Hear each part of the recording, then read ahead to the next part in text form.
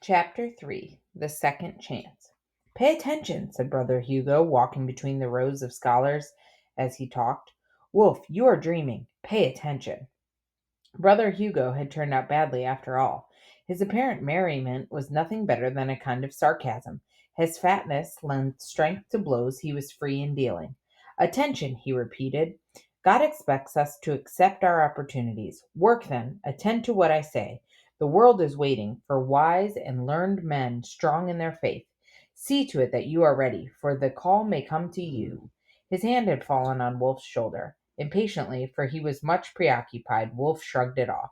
So you reject my words? Brother Hugo's sharp, sudden temper rose instantly. Have a care, my son. Wolf, in fact, had barely heard what his master was saying. He was thinking about his mother. On that morning, when she had seen him for the first time as a tall lad growing into manhood, Wolf, in his turn, had seen her as a woman not only sick but dying. And since that day she had declined still more. He knew it. His misery filled him until he seemed to feel it even in the pores of his skin. It had become almost impossible for him to work at school. Brother Hugo, having to take charge of him at that moment, could hardly be blamed for thinking him stupid and lazy. Attention, I say, attention. Pay attention to me, Wolf. And each time he said attention, Brother Hugo cuffed Wolf smartly about the ears. Wolf's head sang with the blows. His eyes were hot with rage and pride. He wished he might strike back. Beside him, he could feel Toulouse bursting with sympathetic rage. Wolf remembered how he had offered to go to England in his father's place, how he had imagined himself strong enough. What a fool he felt, thinking of the offer now. He was a schoolboy still, at the mercy of his masters, and he must remain so for a long while to come. Brother Hugo turned about sharply, as though he might strike Wolf again unless he controlled himself. Attend to your tasks, he ordered the class. Toulouse, eyes on your book. Do not lift your heads, any one of you, until I give permission. It was half an hour short of noon when the porter, Brother Andreas, came to speak to Brother Hugo. He talked to him quietly and hurriedly. As he did so, he glanced toward the scholars, who dared not lift their eyes to see what the interruption might mean. But keeping their heads down, they managed still to squint up under their lashes and to discuss the porter's errands in whispers out of the sides of their mouths. Last time it was a holiday. The time before it was a beating for Josephus for stealing fruit. He doesn't look at all stern. He looks fairly sad. Perhaps. At that, Wolf suddenly raised his head. As he did so, he saw both the brothers looking toward him. Automatically, as though they had called him, Wolf rose and stepped forward. Wolf, is it my mother? Yes, my child. Now Brother Hugo's voice was gentle enough. Go home at once and go quickly. Wolf ran. Brother Hugo was still saying something, but he could not wait to hear. He ran across the courtyard and where the sun struck harshly on the back of his neck, down the long avenue to the gateway, where he had to wait, after all, for Brother Andreas to catch up with him and unlock the gate. Hurry, Wolf cried, hurry! And although he was only one of the young scholars, the porter indeed made haste for him. Wolf slipped through the gate before it was properly opened and went pelting in the direction of home. As he came within sight of the place, he saw a knot of people gathered outside. He stopped short. He was filled with terror at what he might find, and he almost turned and ran away. Surely he could hide somewhere until it was all over. But Ursula, Toulouse's mother, was among the crowd and saw him. She ran toward him, holding out both hands, and he could not escape then. Is she dead? His voice was so harsh and ringing that everyone turned. Hush, someone said. Yes, my darling boy, your mother is dead. Peacefully, peacefully, my child. If ever God was with a dying woman, he was with E. Go in now to your father. Wolf shrank away. Where is Anna? I've taken her home. My son's wife is caring for her. Leave her with me for a while. She is too young for this sorrow. Come now, Wolf, your father needs you. She put her arm round him and urged him forward. His feet dragged and made a little shuffle of dust about him. The crowd of neighbors and friends fell back to let him pass. On the threshold, Ursula pressed Wolf's hands hard and gave him a gentle push inside, remaining herself with the rest. Wolf stood inside the doorway. The house seemed very dark. He waited to hear some sound, but there was nothing. He remembered that when his schoolfellow Marcius's mother died, the house had been filled with wailing. Marcius had told him about it, and how his father had sobbed and thrown himself on the ground, refusing to eat. Yet there was silence. Wolf forced himself to go forward. He went into the little chamber where his mother had so often lain sick, not complaining, but as it were shut away from them all. Wolfson was standing, looking down at the bed, and there E lay, as quietly and sweetly as if she slept. Esta was crouched close by, rocking herself to and fro, her veil drawn over her face, but silent in deference to the silence Wolfstan had imposed upon himself. Father, Wolf said. Wolfstan did not turn, but he held out his hand. Wolf took it in both his, and they clasped one another in this way.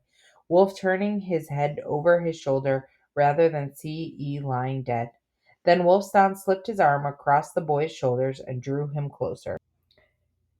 She is smiling, Wolf. She was asleep and dreaming and smiling at her dream when she died.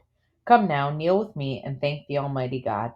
For taking her, Wolf cried, his voice giving a dreadful crack of rage and misery. For letting us keep her so long, his father corrected him. Come. Wolf knelt down.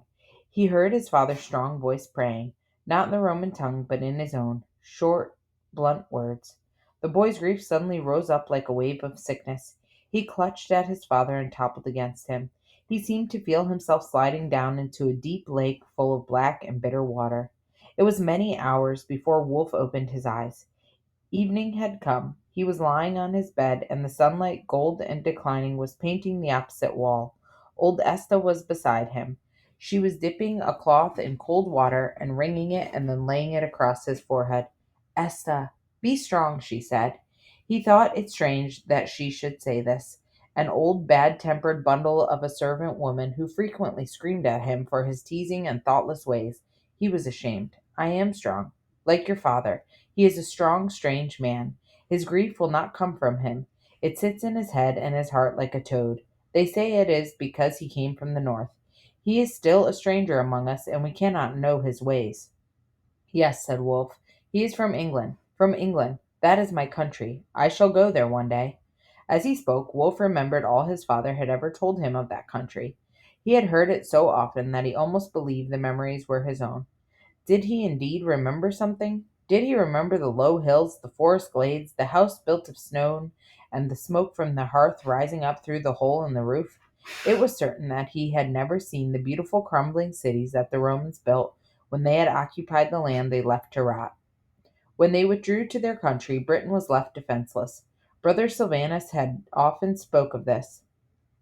Then had come the enemy swooping down from harsh countries across the northern seas, battering mercilessly at a people left to look after itself after years of subjection.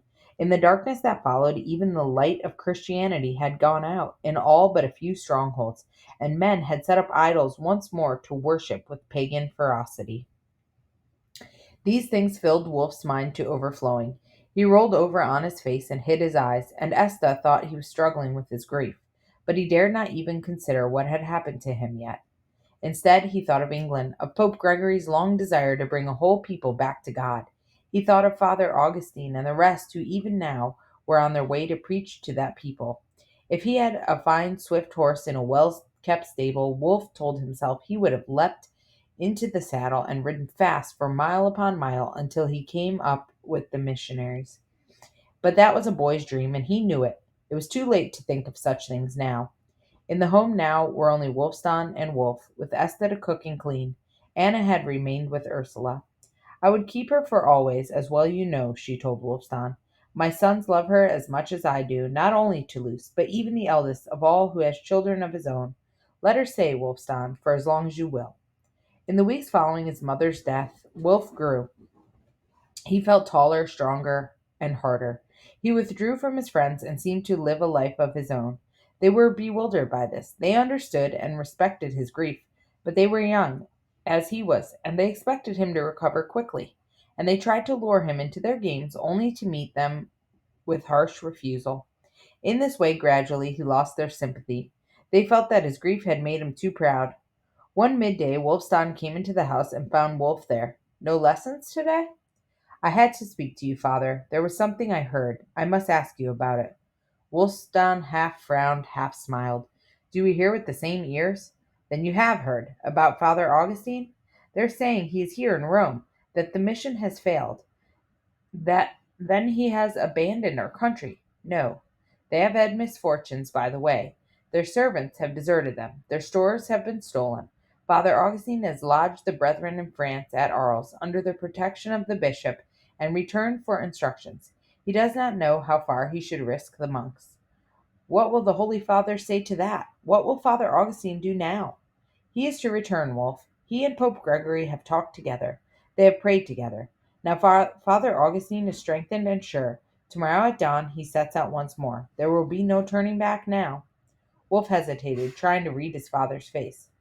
Father, you know so much. I, too, have been with Pope Gregory. Wulfstan looked at his son, and this time he was indeed smiling, though with that reserve that had remained with him ever since E's death. Wolf, my son, I have been given a second chance. Few men are so lucky. There is nothing to hold me now. Your mother is gone. Anna is happy with Ursula. I have made up my mind. I have said I will go with Father Augustine. But what about me? What about you? Cried Wolfstad. You told me you would go. Have you changed your mind?